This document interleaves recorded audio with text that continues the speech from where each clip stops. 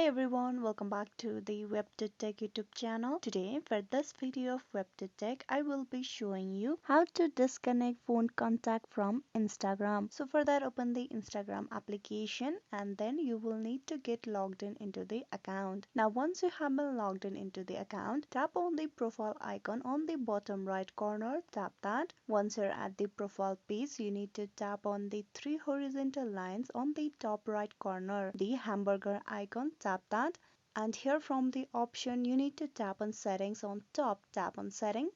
Once you're at the setting page, you need to tap on accounts, tap that.